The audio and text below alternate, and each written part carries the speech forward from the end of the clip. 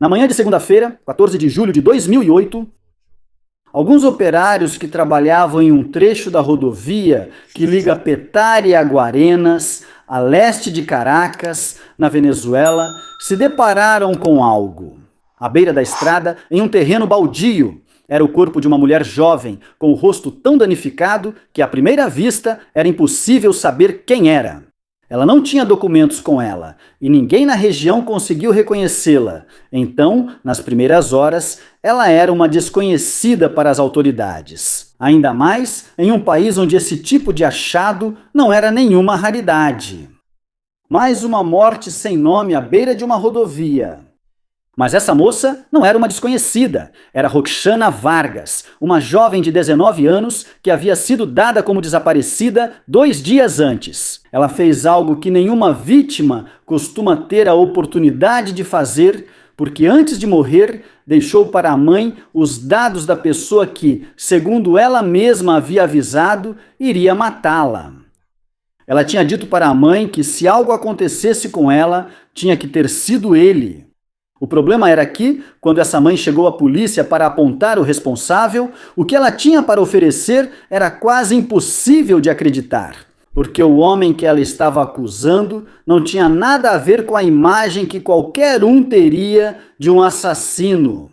Era uma das pessoas mais respeitadas do país e durante mais de 30 anos atrás de uma porta fechada, vinha fazendo algo que quase ninguém queria ou podia imaginar.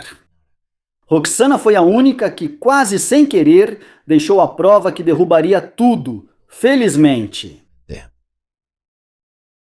Antes de continuar com essa história, já que estamos falando da Venezuela, quero enviar minhas condolências e força a todo o povo venezuelano. A Venezuela, e não é que isso seja mais importante, por isso estou mencionando isso, mas a Venezuela é um dos países que me apoiou desde sempre, desde o começo. Eu sei que o que estou mencionando agora vem bastante tarde. Queria dizer que nós gravamos os vídeos com antecedência, então não consegui mandar a mensagem a tempo. Mas de verdade, estamos todos com a Venezuela nesses tempos terríveis. Eu estou no sul da Flórida, em todos os estados dos Estados Unidos, em praticamente todas as cidades, há grupos para apoiar a Venezuela. Eu quero deixar o contato de um dos rapazes responsáveis por isso. Se vocês estiverem na Flórida, na região de Miami, até Boca Raton, ou até um pouco mais ou menos, entrem em contato com Camilo Segura. Ele é meu amigo, além disso é de confiança, porque ele está colaborando aqui. O Instagram dele é @casemo44, vou deixar na tela, e por lá vocês podem ver como ajudar. E se puderem, deixem nos comentários. Também os contatos de pessoas em outras cidades, estados e até mesmo países que também estão colaborando. Porque todo o povo precisa da gente.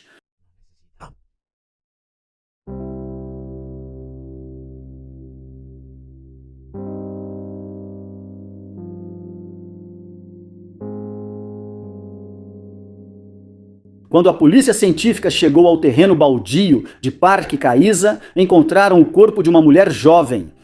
E ela estava usando uma blusa branca com flores rosas, e essa blusa estava levantada, assim como uma saia preta que também estava levantada, deixando sua roupa íntima à mostra. A jovem apresentava ferimentos visíveis, sinais claros de violência, concentrados principalmente no rosto e na cabeça. Ela havia sido espancada com força e deixada ali, jogada em um terreno baldio, à beira da rodovia, como quem se desfaz de algo e pronto. Nas primeiras horas, as autoridades consideraram várias hipóteses, e todas faziam sentido na Caracas daquela época. Ele poderia ter sido vítima de um crime comum que acontecia diariamente na cidade e deixava mortos todo fim de semana. Também poderia ter sido um sequestro relâmpago que terminou mal. Outra modalidade criminosa bastante comum. Naquela época, chegou-se até a cogitar que pudesse ser algo político, porque logo se saberia que a jovem fazia estágio em um canal de televisão. Apontado como opositor ao governo da época. Eram 4 ou 5 caminhos diferentes, todos válidos na verdade, e nenhum deles apontava ainda para onde realmente era preciso olhar. A identificação levou poucos dias. Descobriram que o corpo era de Roxana Vargas Quintana. Mas uma estudante de comunicação social de 19 anos que havia sido dada como desaparecida em 12 de julho, 2 dias antes de aparecer naquele terreno baldio. A autópsia determinou que a causa da morte foi traumatismo crânioencefálico. Ela tinha, de acordo com a análise forense, pelo menos 7 fraturas no crânio e um dado muito importante. Todas foram produzidas enquanto ela ainda estava viva, certo? E havia mais um detalhe, um que naquele momento não se encaixava com a ideia de um assalto de rua nem de um sequestro ao acaso. Quando o corpo de Roxana foi examinado cuidadosamente, perceberam que faltava um de seus brincos, enquanto o outro ainda estava lá. E esse pequeno objeto, que diante da gravidade do que tinham diante de si, parecia insignificante, acabaria sendo uma das peças que ligaria todo o caso. Embora para que esse brinco falasse, ainda faltavam semanas de investigação. A primeira coisa que os investigadores fizeram, como em qualquer caso de desaparecimento, foi reconstruir as últimas horas de Roxana, porque queriam saber com quem ela esteve, para onde foi e quem a viu pela última vez. E aí, quase imediatamente, surgiu a voz de uma pessoa que a polícia não estava esperando, mas que iria ligar todos os pontos, porque essa pessoa já tinha a resposta. E era a voz da mãe dessa mulher, dessa vítima.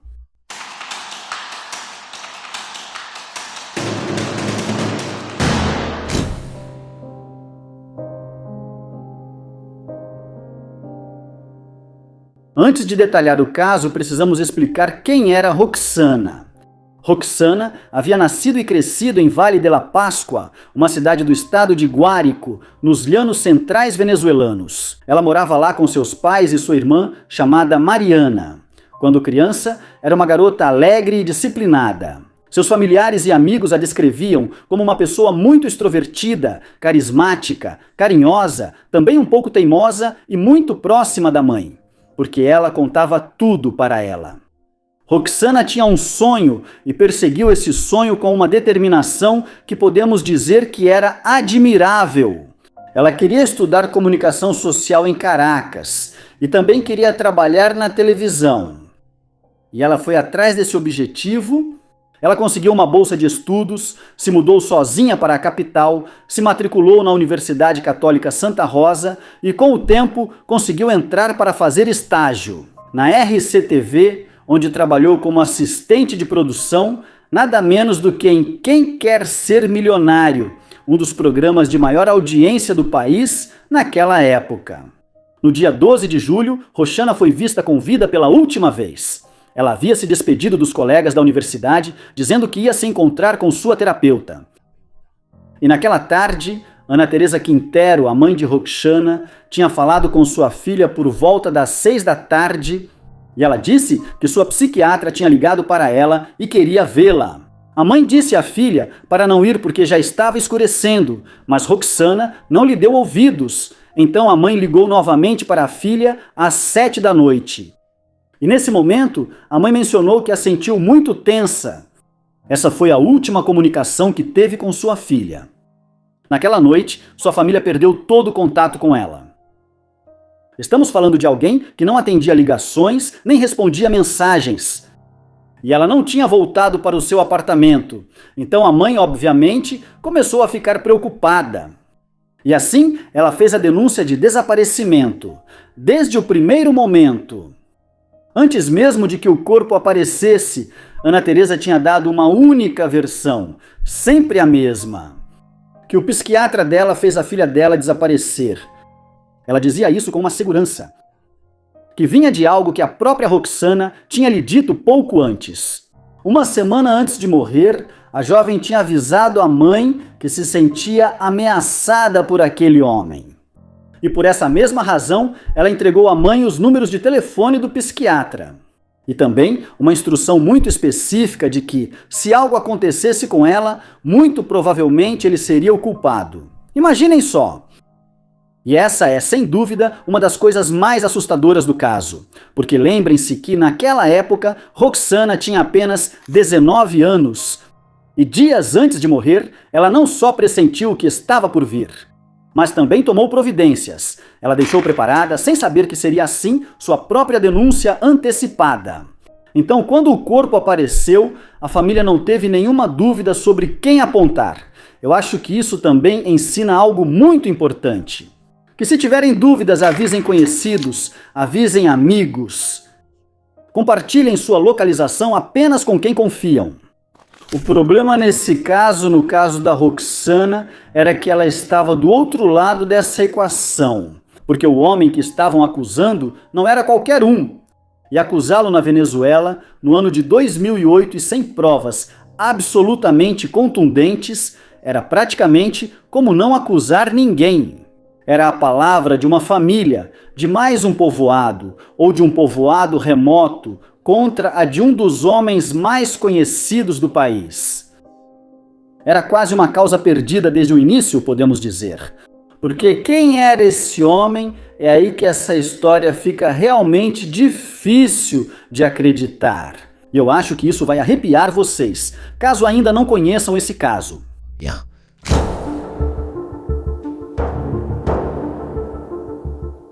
Ele se chamava Edmundo Chirinos. E para boa parte do país, ele era mais ou menos o pai da psiquiatria venezuelana. Seu currículo era imenso. Ele tinha cursado 2 faculdades ao mesmo tempo. Estamos falando de medicina e psicologia. E ele também tinha se formado no exterior, em universidades da Inglaterra e também da França, segundo o que se repetia várias e várias vezes em sua apresentação pública. Na Venezuela, ele tinha sido professor de várias disciplinas, decano da Escola de Psicologia e também presidiu a Sociedade Venezuelana de Psiquiatria, até chegar a ser reitor da Universidade Central da Venezuela, a instituição de ensino mais importante e prestigiada do país.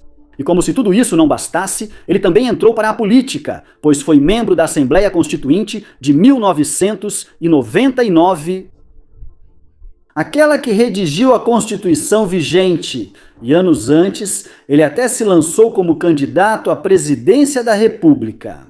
Mas sua credencial mais importante não estava nesses cargos, e sim na lista de pacientes. Pelo seu divã, ao longo dos anos, passaram 3 presidentes da Venezuela: Jaime Lucinte, Rafael Caldera e o famosíssimo Hugo Chávez. Ele era literalmente o psiquiatra dos homens mais poderosos do país, aquele que atendia quem governava. Então estamos falando de um médico, não de qualquer um. Com acesso direto à cúpula do poder, com prestígio acadêmico construído durante décadas, com presença habitual na mídia, considerado por colegas e também pelo público como uma autoridade indiscutível em sua área. Naturalmente, quando um homem assim afirma algo, todos acabam acreditando nele. Essa é a verdade. E, portanto, quando um homem assim nega algo, o peso da dúvida não recai sobre ele, recai sobre quem está o acusando. E essa é a mecânica do poder e do prestígio. E Edmundo conhecia isso melhor do que ninguém, porque usou isso a seu favor a vida toda. Havia ainda outra coisa que o tornava especialmente difícil de atingir e que vai ser fundamental mais adiante. E é que Edmundo sabia como controlar sua própria imagem pública. Ele se sentia à vontade diante das câmeras. Ele sabia o que dizer, também como dizer, e sabia se apresentar diante do país como um senhor mais velho, culto, tranquilo e completamente acima de qualquer suspeita. Dos 2 protagonistas desta história, ele era o único com verdadeira capacidade de controlar o que as pessoas pensavam, de controlar a narrativa. Enquanto Roxana era apenas uma estudante desconhecida. E essa enorme diferença de poder entre os dois iria marcar tudo o que veio depois nesta história. O que quase ninguém sabia naquele momento, o que apenas se sussurrava em alguns círculos sem que ninguém pudesse provar, era o que esse homem vinha fazendo há mais de 3 décadas do outro lado da porta de seu consultório.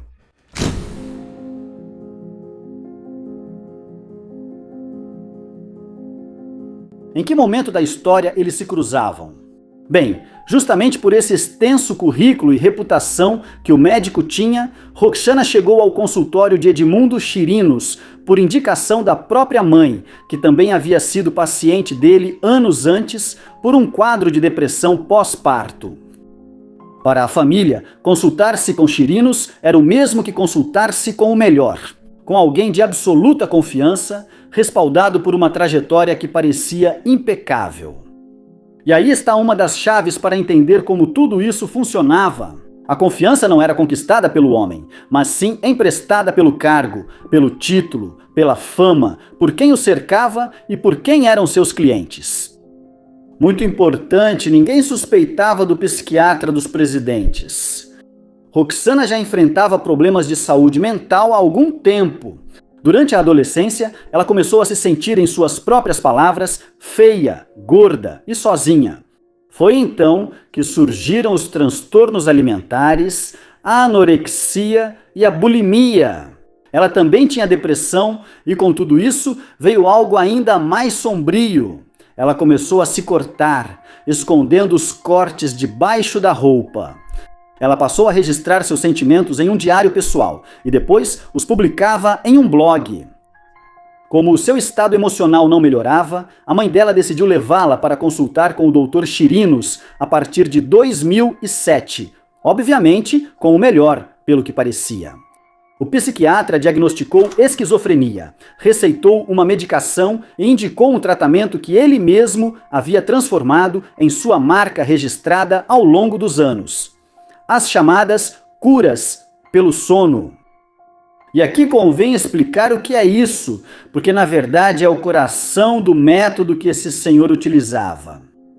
Em teoria, uma cura pelo sono é um procedimento psiquiátrico real em que o paciente é sedado para induzir um sono profundo e prolongado, com a ideia de que esse descanso forçado tenha um efeito terapêutico. É um tratamento que realmente existe e que em sua época teve certo uso. O problema com essa prática é o que esse homem poderia fazer com tudo isso. Porque, de acordo com tudo o que foi demonstrado depois em seu consultório, a cura pelo sono não era um tratamento, mas sim um mecanismo de abuso. Padrão reconstruído com dezenas de depoimentos e evidências encontradas depois. Era assustadoramente cuidadoso. Primeiro ele analisava a paciente, estudava, identificava sua vulnerabilidade. Depois disso, ele a sedava com o pretexto da cura pelo sono.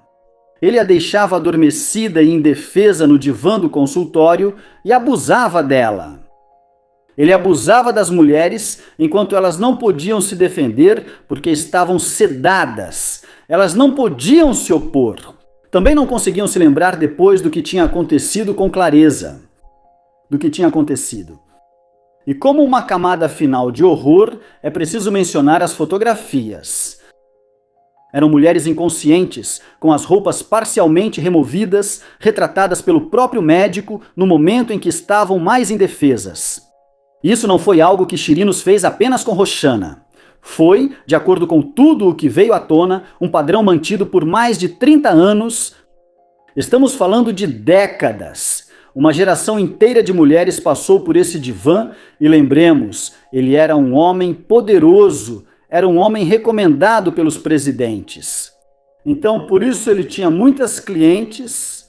Sim, as pessoas confiavam nele. E o que acontece é que entre o que se suspeitava e o que se pode provar, existe uma distância enorme. E durante todos esses anos, ninguém conseguiu provar nada.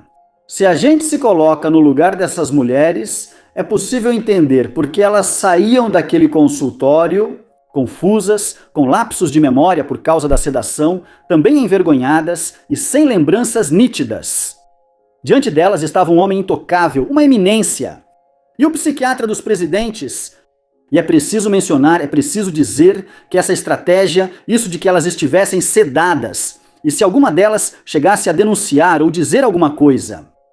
Para esse doutor era fácil dizer, estava sedada, estava completamente dormida, foi um sonho ou foi coisa da sua imaginação? E com o poder que esse homem tinha, obviamente as pessoas acabavam acreditando nele. Para quem elas iam denunciar e quem iria acreditar nelas? A uma paciente a quem, além disso, ele mesmo tinha colocado um rótulo psiquiátrico contra uma palavra de uma figura tão importante? O próprio prestígio de Chirinos funcionava como seu melhor álibi. Sua fama também o blindou. E ele sabia disso perfeitamente. Roxana acabou sendo diferente e foi por uma única razão que ele não tinha previsto. Não.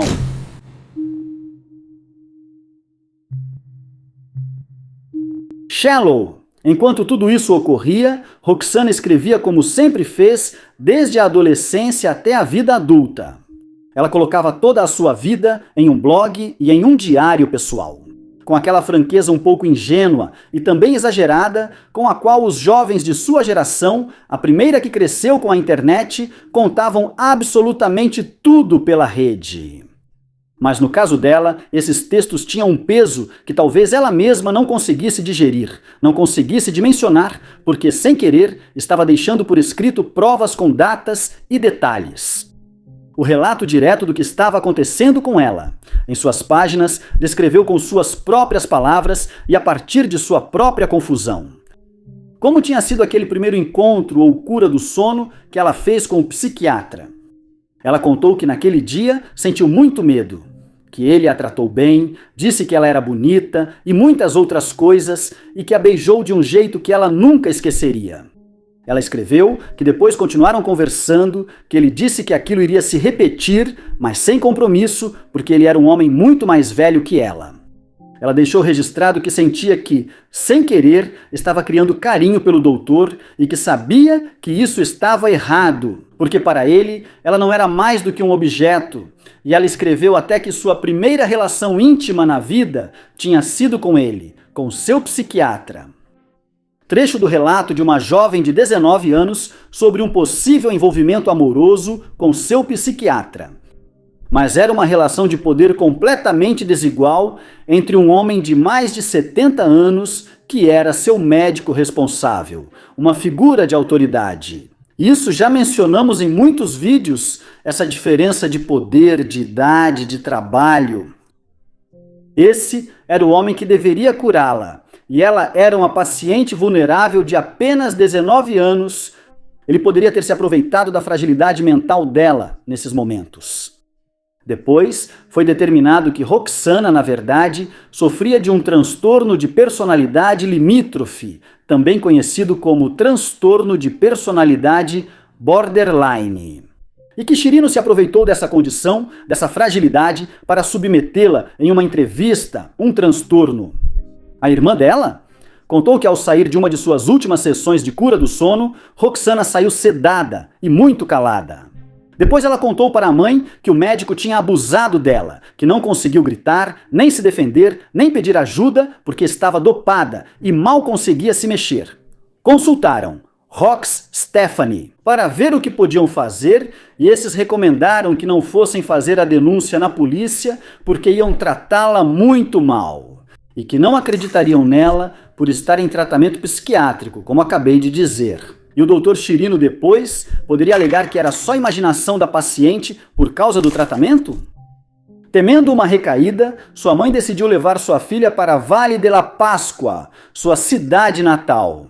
Lá, outro psiquiatra a tratou por alguns meses, ajudando em sua recuperação. Graças à melhora de Roxana, ela decidiu voltar novamente para Caracas e retomar seus estudos. Com o tempo, segundo contou depois sua irmã, Roxana foi entendendo que o que haviam feito com ela não era um caso isolado. Que o Dr. Chirino já tinha feito isso com muitas outras antes, já que ela tinha visto coisas naquele consultório e tinha ligado os pontos. E a partir daí, ela começou a planejar algo que ninguém em 30 anos tinha sequer ousado tentar.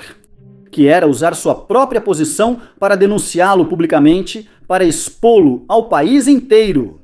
Esse era o plano, e era um plano corajoso, até mesmo temerário. Roxana havia voltado a Caracas com um objetivo claro e específico: entrar em um canal de televisão e, a partir dessa plataforma, expor o Dr. Chirinos. Roxana não queria ser uma vítima resignada ao silêncio. E para executar esse plano, por uma ironia cruel, ela precisava se manter perto dele, continuar tendo acesso. Por isso, ela voltou a frequentar o consultório do Dr. Chirinos e voltou a se comunicar com esse homem. A única coisa que Roxana não calculou direito foi como ele iria reagir quando percebesse o que ela estava planejando fazer.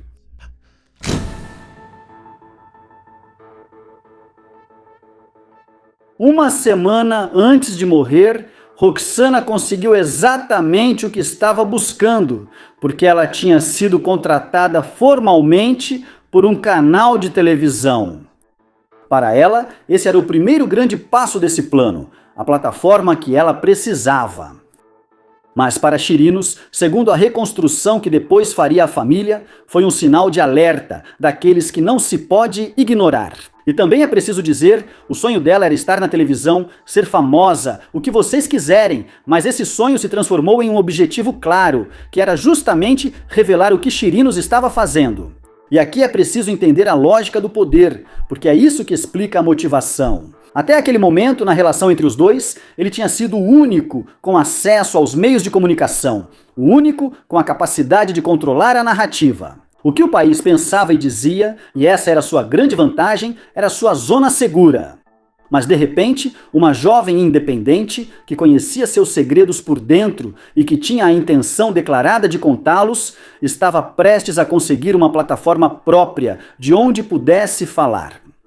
De modo que essa moça, que ele considerava manipulável, até mesmo descartável, de repente se tornaria uma ameaça real e concreta à sua estabilidade, à sua reputação e a todo o status que ele preservou durante toda a sua vida.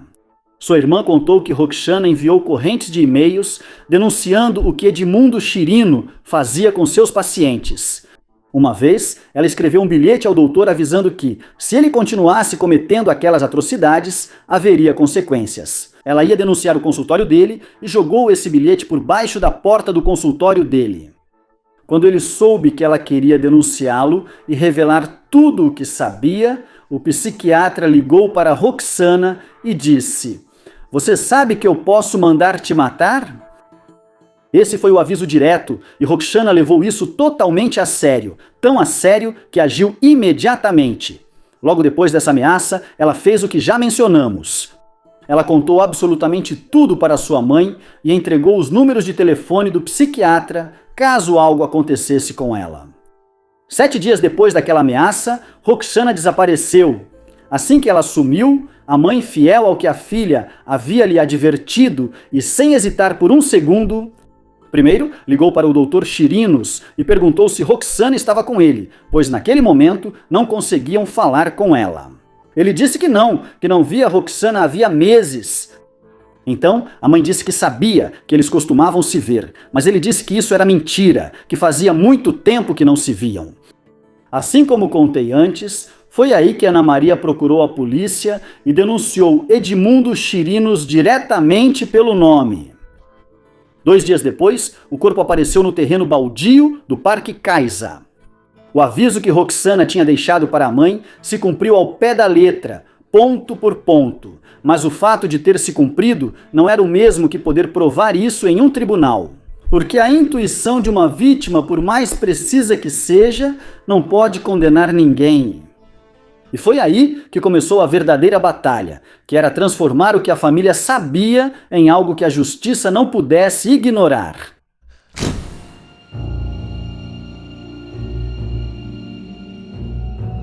A polícia científica venezuelana começou a seguir o fio que a família vinha apontando havia dias, enquanto descartava as hipóteses uma a uma. As hipóteses iniciais, como o sequestro relâmpago ou a motivação política, foram construindo contra o psiquiatra algo muito mais sólido do que a suspeita de alguns familiares. A primeira pista veio dos telefones, ao analisar as comunicações do dia do desaparecimento. Os investigadores descobriram que, nas horas anteriores ao desaparecimento de Roxana, houve uma troca de ligações entre ela e Chirinos.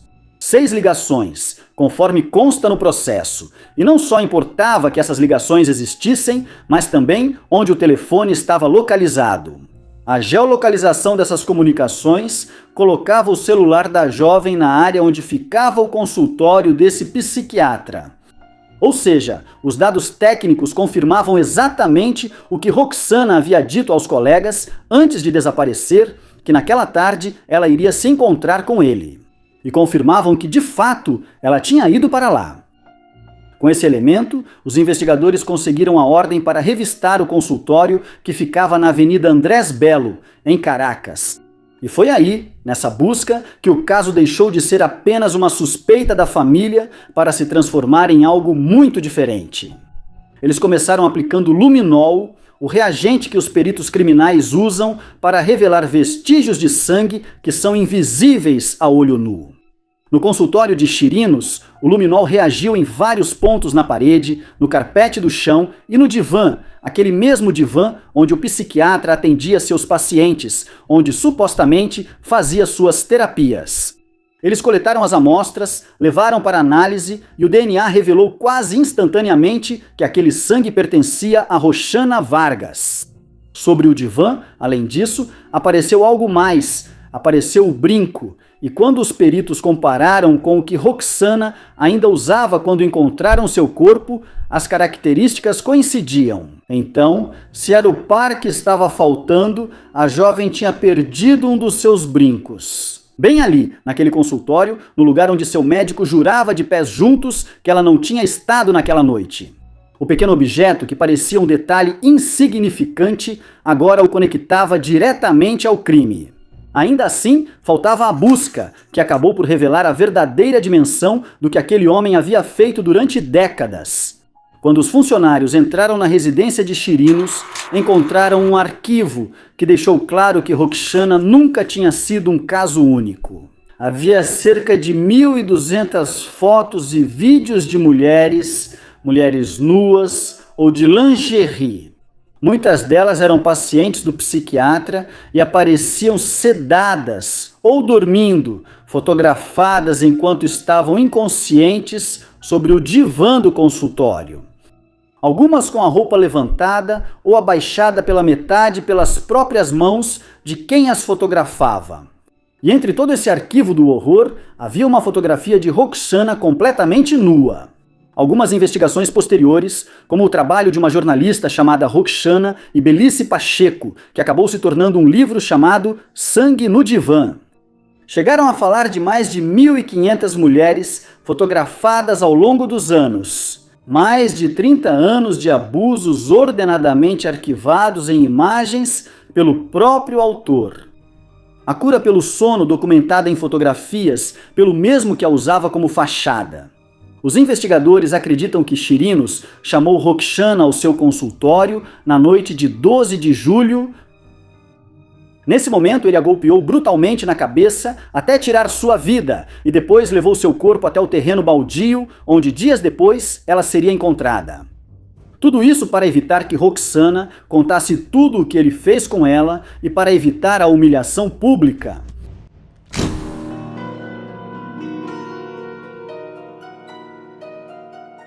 Com todas essas evidências contra ele, Edmundo Chirinos fez algo que, a longo prazo, acabou afundando-o de vez.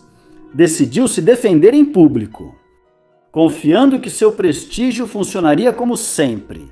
Em 1º de agosto de 2008, foi decretada sua prisão pela morte de Roxana, inicialmente em prisão domiciliar e com proibição de sair do país. Mas antes e durante esse processo, Chirinos fez o que sabia fazer de melhor e o que sempre funcionou para ele, aparecer diante das câmeras, apostando que sua imagem de eminência respeitável o protegeria como havia protegido no passado, como sempre acontecia, só que desta vez aconteceu o contrário. Apareceu na televisão sorrindo e fazendo piadas sobre o caso. Falou sobre o suposto amor que tanto Roxana quanto outras de suas pacientes sentiam por ele, e disse com ironia que seus pacientes homens, por outro lado, não tinham o mesmo afeto por ele. Como se insinuasse que o problema era ele ser irresistível, que era irresistível para as mulheres. Imaginem só. Porque uma jovem, como tantas outras que são assassinadas todo fim de semana.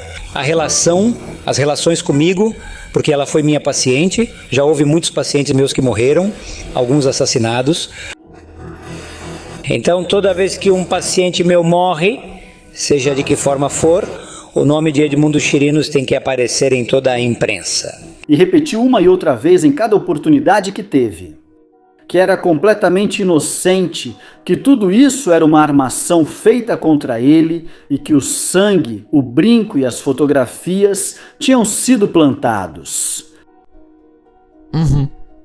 Foi isso que ele disse, que todas as evidências tinham sido plantadas. Ele estava convencido de que essa aparição iria salvá-lo.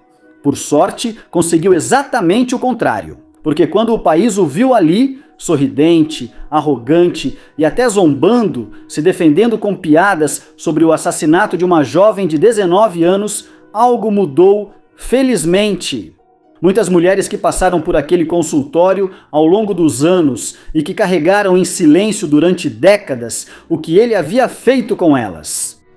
Elas perceberam ao vê-lo que não estavam mais sozinhas e que alguém o havia encurralado, embora, infelizmente, aquela mulher já não estivesse comigo. E que finalmente havia uma rachadura naquela armadura de prestígio. E começaram a falar. Uma após a outra, começaram a surgir denúncias de antigas pacientes que contavam uma história idêntica entre si. O sono induzido, a sensação posterior de que algo havia acontecido, o despertar confuso e a vergonha. Sem conseguir explicar o motivo, o mesmo perfil público que durante 30 anos o havia protegido se transformou em questão de semanas. Tudo desmoronou. Por quê? Podemos dizer que isso era como uma arma para ele, que ele sabia manejar, mas tudo acabou se voltando contra ele.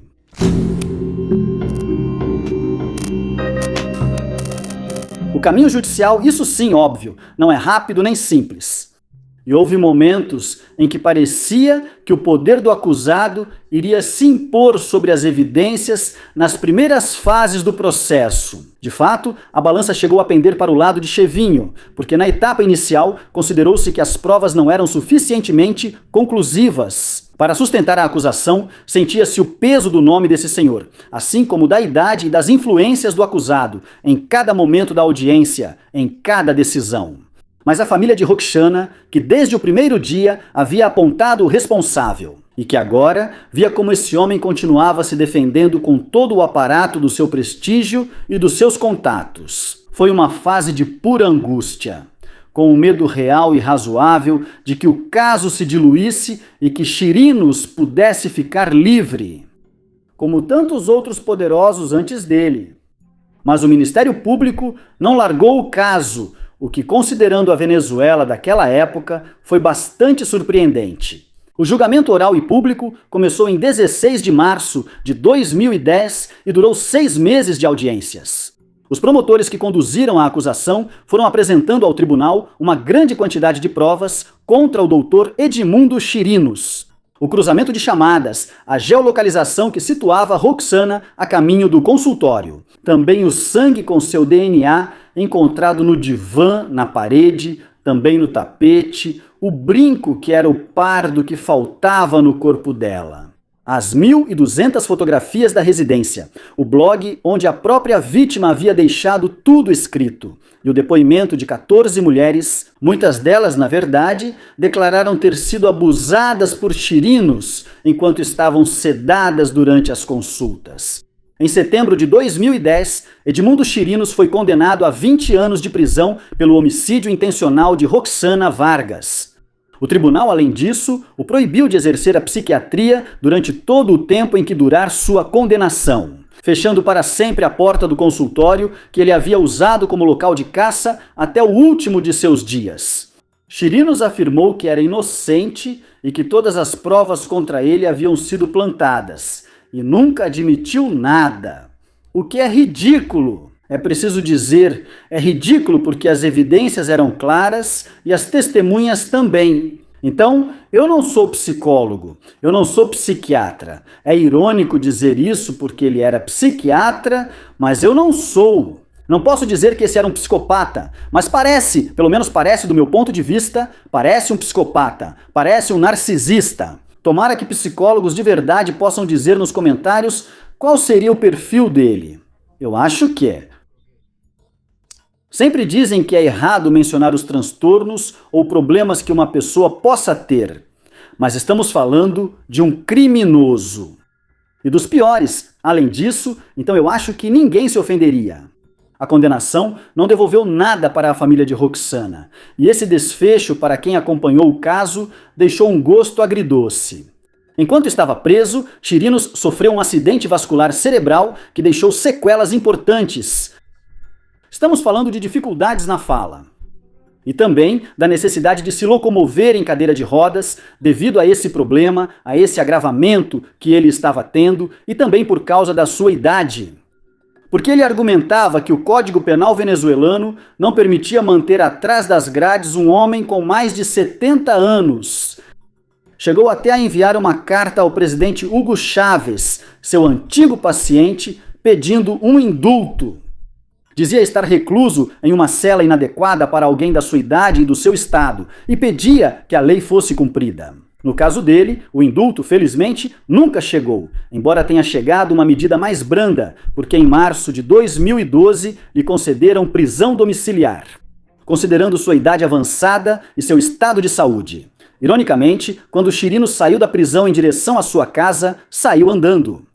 Não na cadeira de rodas em que dizia estar confinado, não como o idoso inválido que havia apresentado aos tribunais para tentar amenizar sua situação. No ano seguinte, especificamente em 24 de agosto de 2013, Edmundo Chirinos foi encontrado morto em sua residência em Caracas, onde cumpria prisão domiciliar. Ele tinha 78 anos, morreu em casa por causas naturais. Para muitos, esse foi o desfecho mais amargo do caso. O homem, que havia destruído dezenas de vidas, passou apenas alguns anos pagando por isso e, no final, fez isso no conforto de sua casa. A família Vargas ficou para sempre marcada pelo ocorrido. O pai de Roxana morreu de depressão em 2009, apenas um ano após o crime, sem sequer chegar a ver a condenação do responsável. A mãe, Ana Teresa, manteve a luta judicial até o fim, com uma firmeza que impressionou todos ao seu redor.